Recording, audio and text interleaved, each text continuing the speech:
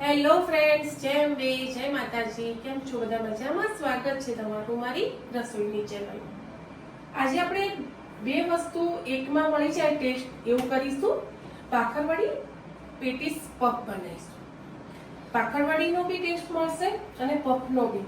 ખાવામાં બહુ મજા આવશે. તો ચલો રેસીપી સ્ટાર્ટ કરીએ. તો એના માટે શું શું વસ્તુ જોઈએ છે હું તમને બતાવી દઉં. પહેલા આપણે ભાખરવડીનો મસાલો તૈયાર કરીશું.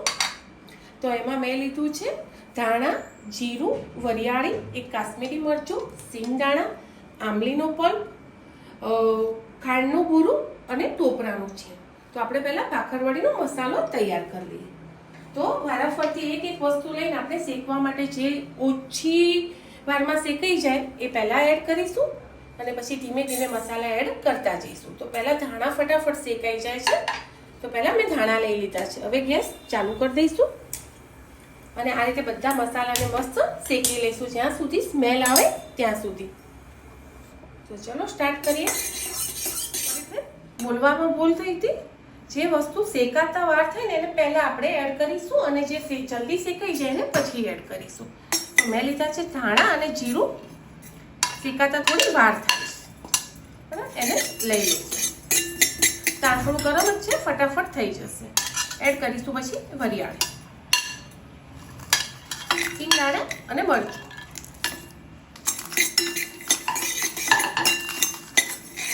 એને મસ્ત શેકી લઈશું 2 મિનિટ. મસાલો જ્યાં સુધી ઠંડો થાય ત્યાં સુધી આપણે પેટીસનો લોટ બાંધી લઈશું. તો મેં લીધું છે અંદર જ્યાં સુધી મસાલો ઠંડો થાય ત્યાં સુધી આપણે લોટ બાંધી લઈશું પફ માટે. તો મેં લીધો છે અડધી વાટકી જેટલો મેદો. એમાં એડ કરીશું અજમો, 2 ચમચી જેટલું એડ કર્યું છે મેં તેલ, અને ટેસ્ટ અનુસાર આપણે મીઠું એડ કરીશું. અને મસ્ત એકદમ ઢીલો બી નહીં એકદમ ટાઈટ બી નહીં એવો લોટ બાંધી લઈશું. મોયણ નોર્મલ નાખવાનું છે કારણ કે પફમાં વચ્ચે લેયર્સમાં મોયણ આવશે એટલે પછી ઓવર ના થઈ જાય એટલા માટે મોયણ બરાબર મિક્સ કરી લઈશું. જો મેં માપનું જ મોયણ નાખ્યું છે. લોટ બંધાઈ ગયો છે. આવો ટાઈટ રાખ્યો છે, બહુ ઢીલો બી નહીં અને બહુ કડક બી. તો ચલો હવે આપણે મસાલાની તૈયારી કરી લઈએ. તો મિક્સર બાઉલ લઈ લઈશું. પહેલાં મસાલો પીસી લઈશું. પહેલાં આપણે મિક્સરમાં તો મસ્ત મસાલો પીસાઈ ગયો છે ને. જેવો તમારે નાનો મોટો કરવો તો થાય, પણ બને ત્યાં સુધી તમે એકદમ મોટો ના રાખતા તો તમને આ પફ ખાવાની મજા આવશે. ચલો હવે એડ કરીશું આ અંદર ટોપરું. જે આપણે શેક્યા હતા ને એ મસાલા જ પહેલાં તો લીધા છે. એમાં જશે બોરું ખાંડ. જે રીતે તમને સ્વીટ ભાવતું હોય એ રીતે લેવાની. એમાં જશે આંબલીનો પલ્પ ટેસ્ટ અનુસાર. જો આંબલીનો પલ્પ ના હોય તો તમે લીંબુના ફૂલ બી લઈ શકો છો. બરાબર. હવે આપણે 1 ચમચી જેટલું ઓઇલ લઈ લઈશું અને આ બધો મસાલો મિક્સ કરીશું. હજુ આપણે મરચું ને મીઠું નાખવાનું બાકી છે ફ્રેન્ડ. એને એડ કરી લઈશું, પણ પહેલાં મારા હાથ આંબલીવાળા હતા ને એટલા માટે. ચલો અંદર આપણે મરચું અને મીઠું એડ કરી દઈશું. એટલે નાની નાની ગોળીઓ વાળી દઈએ ને ફ્રેન્ડ. ટેસ્ટ અનુસાર મરચું લીધું છે અને કાશ્મીરી લાલ મરચું લીધું છે. મીઠું મરચું બી ઉમેરી લીધું છે. હવે આ ભાખરવડીનો મસાલો થઈ ગયો બરાબર. એમાં તમારે હવે પફનું બી આપણે કોમ્બિનેશન કરવાના છીએ. તો આપણે હવે એમાં લઈ લઈશું 1 બટાકું જે મેં બાફીને રાખ્યું છે. મસળી લો, છીણવું હોય તો છીણી લો, તમારી ચોઈસ છે. આ રીતે હું બટાકું લઈ લઈશ. આખા બટાકાની જરૂર નહીં પડે કારણ કે બહુ જ મસ્ત મસાલો છે. એ મસાલામાં જ તમને ખાવાની બહુ મજા આવશે બરાબર. એટલે મેં લીધું છે અડધું જ બટાકું. આ રીતે આપણે મસાલો તૈયાર કરી લીધો છે. હવે રોટલી જેવું મોટી રોટલીઓ 2-3 વણી અને પછી આપણે આનો મસાલાનું ફિલિંગ ભરીશું. હાલ સાઈડમાં મૂકી દઈશું. ટેસ્ટ કરી લેવાનો. પરફેક્ટ મસાલો છે. ખાલી મીઠાનો ટેસ્ટ કરવાનો રહે, ઓછું વધતું હોય તો. ચલો તો આપણે પફ વણવા માટે એની જેટલા જેટલી રોટલી મોટી વણવી હોય ને એટલા લોયા કરી લઈશું. આપણે 4 લોયા કરીશું. 4 કરો, 5 કરો, જે રીતે તમને લેયર્સ કરવા હોય એ રીતે કરી લેવાનું. 4 લોયા થઈ ગયા છે. 5 થયા છે, વાંધો નહીં. ચલો તો આપણે વણી લઈએ. પહેલાં નાની નાની વણી લઈશું એટલે એને એક સાથે પછી વણીશું, એટલે બહુ મહેનત ના થાય અને ફટાફટ બની બી છે. આ રીતે નાની નાની એવું લાગે ને તો થોડું અટોમણ લઈ લેવાનું, એટલે ચોટે નહીં. પહેલાં આપણે નાની નાની રોટલીઓ આ રીતે વણીને તૈયાર કરી લઈશું પેટીસ માટે. તમે નીચે વણશો ને તો બી ચાલશે, તો થોડી મોટી થશે, કારણ કે પછી ઓરસિયાનું માપ નાનું હોય ને તો જાડી રહે, તો બરાબર ફૂલે બી નહીં. હું થોડી મોટી કરી અને પછી નીચે જ લઈ લઈશ રોટલી.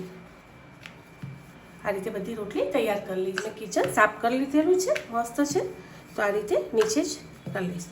હવે આપણે 2 ચમચી લોટ, મેદો કે લોટ જે લેવું હોય એમાં 2 ચમચી જેટલું તેલ રેડી અને એક પેસ્ટ તૈયાર કરીશું. એને લગાવવા માટે એના ઉપર હાથથી લગાવી દેવાની, ક્યાંય બાકી ના રહે, એટલે આપણે મસ્ત લેયર્સ ખુલે. બરાબર. અને થોડોક જ આપણે કોરો મેદો બી વપરાય જઈશું. જો તમને નાની બીજી રોટલી લાગે થોડી કેમ કવર થાય એમ નથી, તો ફરીથી આપણે થોડી એને વણી લઈશું. મેદો છે એટલે ખેંચાશે, વાંધો નહીં.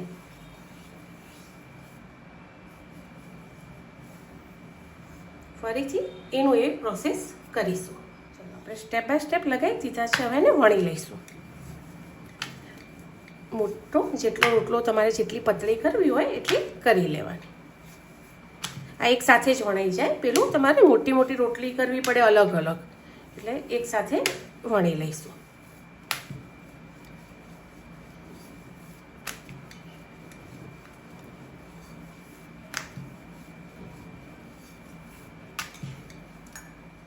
ચલો હવે ફરીથી આપણે રોટલી વણી દીધી છે, એમાં આખા મસ્ત લઈ લગાવી લઈશું.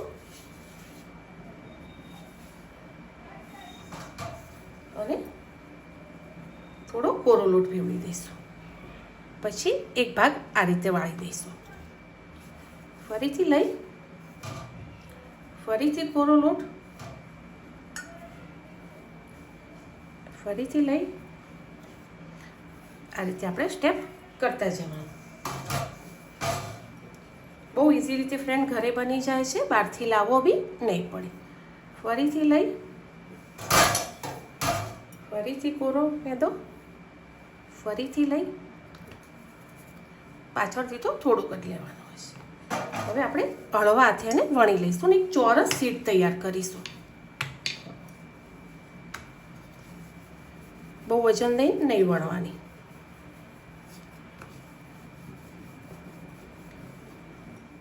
ચલો મસ્ત ચોરસ શીટ તૈયાર થઈ ગઈ છે. બરાબર. હવે આપણે એને તો બી ચોરસ કરવી હોય તો એક કટ કરી લઈશું ફરીથી.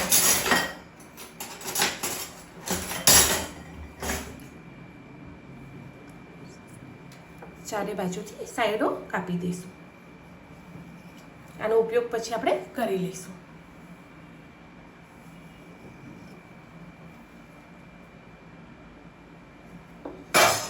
આમાંથી આપણે 4 પપ તૈયાર કરીશું.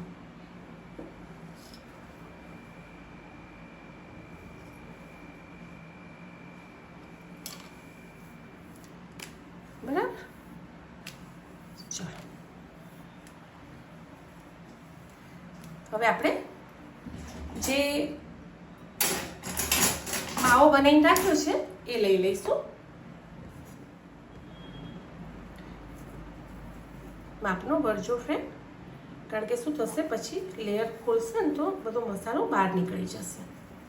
જેટલું મેનેજ કરી શકો ને એટલું ભરજો.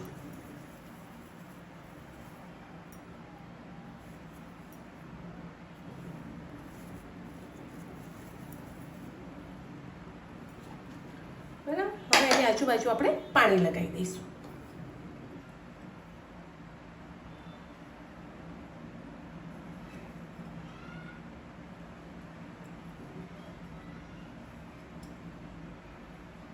ખાલી આજુબાજુ.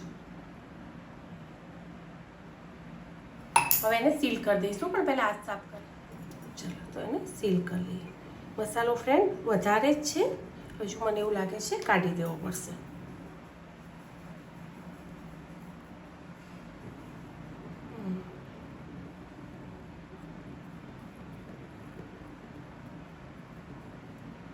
આ રીતે આપણે જ્યાં પાણી લગાવ્યું છે ને ત્યાં બોર્ડર ઉપર નથી કરવાનું.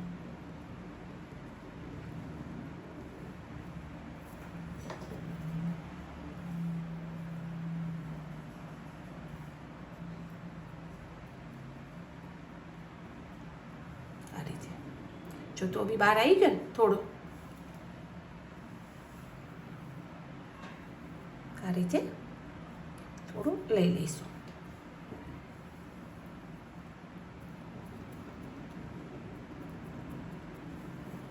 આ રીતે જ્યાં આપણે મસાલો મૂક્યો હોય ને ત્યાં જ દબાવવાનું છે. એ રીતે આપણે બધા પફ તૈયાર કરી દીધા છે. આમાં મેં લાસ્ટમાં થોડો વધારે રાખ્યો છે, ભલે જોઈએ શું થાય છે. ચલો આપણે બનાવ્યા છે 4 પફ તૈયાર કર્યા છે, એ બી ભાખરવડી. ચલો તો એને ડીશમાં લઈ લઈશું અને ધીમા તાપે તળીશું.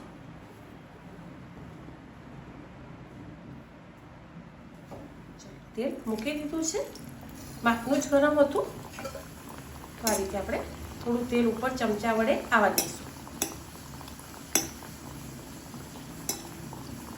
અને ધીમા તાપે એના લેયર ફૂલ એ રીતે તળવા દઈશું. તળવામાં કોઈ ઉતાવળ કરવાની નથી.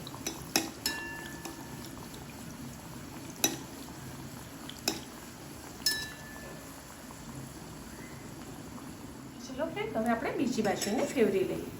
હા, ધીમા તાપે એને તળાવવા દઈશું. ચલો તો ફ્રેન્ડ, આપણે ધીમા તાપે મેં બીજો બી એડ કરી દીધો છે, એક સાથે થઈ જાય. જો ફ્રેન્ડ તળાય છે અને એના લેયર બી ખુલે છે. પણ પહેલો મેં તમને કીધું હતું ને કે વધારે પડશો ને મસાલો તો નીકળી જશે. તો મારે એવું થયું, મસાલો નીકળી બધું તેલ બગડ્યું છે. પણ હું બદલીશ નહીં, એમાં ને એમાં બનાવીશ. પણ તમને લેયર દેખાતા હશે બરાબર. તો આ રીતે હું તળાવવા દઈશ એને. તો ચલો ફ્રેન્ડ, પફ લઈ લઈશું. તળાઈ ગયો છે, પણ એક ભૂલ થઈ કે મેં તમને કીધું હતું કે વધારે મસાલો ભરશો તો તૂટશે. તો આગળનો એક પફ તૂટ્યો છે ફ્રેન્ડ. પણ આના લેયર હું તમને બતાવું. દેખાય છે? કારણ કે બહુ જ ગરમ છે, હું તમને તોડીને બી બતાવું હમણાં. લેયર પરફેક્ટ ખુલે છે, પણ મસાલો ઓછો ભરજો એટલે અંદર તેલમાં જઈને ખુલી ના જાય. બસ એ જ. આ છે આપણી ભાખરવડી પફ પેટીસ છે. તો તોડીને બી હું તમને બતાવું. ચલો કે કેટલો સોફ્ટ થાય છે. દેખાય છે? બધા જ એના લેયર છૂટા પડ્યા છે.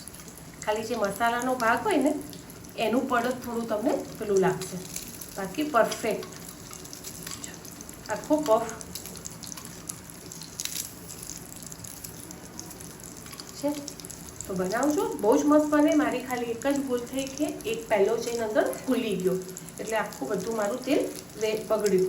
પણ મેં એમાં જ બનાવ્યા છે, કોઈ પ્રોબ્લેમ નથી થતો. ફરી આગળના નવા બ્લોગ